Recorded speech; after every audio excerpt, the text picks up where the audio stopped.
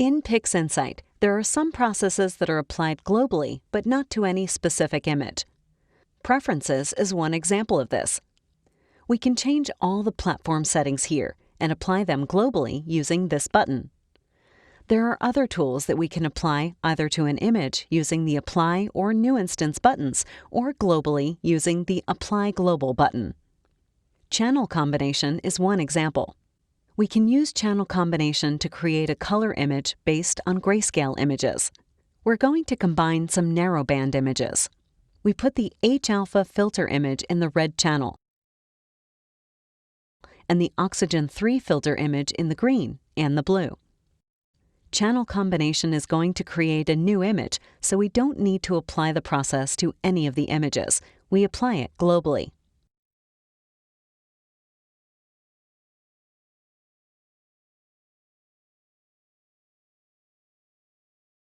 We can also apply channel combination to a color image if we want to make a change in one of its channels. For example, imagine that in this image of a Bell 39, we want to emphasize the objects that emit in the infrared. We're going to do it in the red channel only. We split the 3 RGB channels of this color image, get rid of the green and blue channels, and keep the red. And we're going to apply a pixel math formula to it. We're going to add the infrared image to the red image. We add a multiplier so that we can regulate the intensity of the infrared. Here, we're multiplying by 1. And this time by 2. We always regulate this based on the noise we have in the infrared channel. Now we put this modified red channel back into the color image.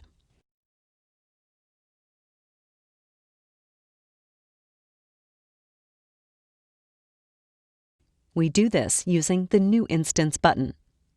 And here's the result.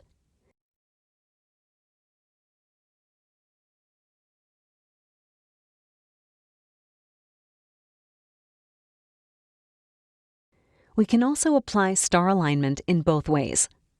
We can make one of the open images the reference image and apply the process to another one of the images. Now we're going to align this H-alpha image with the oxygen 3 image. We apply this process to the image that we're going to align, and star alignment creates a new aligned image.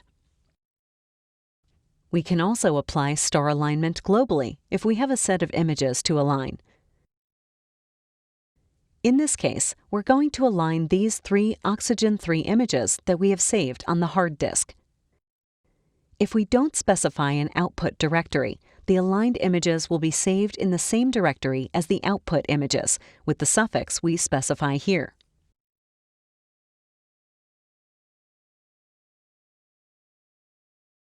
We can see that the files are now listed here in File Explorer. As well as the images, we also have the drizzle files, because the Generate Drizzle Data checkbox is checked. There are other processes that can only be applied globally and that also generate images that are saved to the hard disk. In image calibration, for example, we add a list of images to calibrate, and when we apply the process globally, PixInsight writes the calibrated images to the hard disk. But we can apply this process to any of the open images, and it won't generate any images on the screen.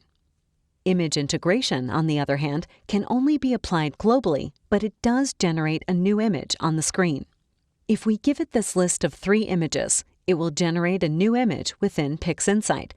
This image will be the integration of the 3 images, a master light.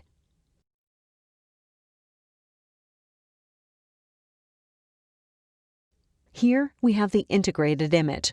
When working with the tools that create new images within PixInsight, keep in mind that these images aren't saved to disk. We therefore need to save this master light so that we don't lose it when we close the program. Finally, there are some processes in PixInsight that don't have a graphical interface. For example, invert. If we double-click on the process icon, it inverts the image, but we never see a process window on the screen. We can also drag it onto the image. The same thing happens with the processes to convert a color image to grayscale or to convert a grayscale image to color.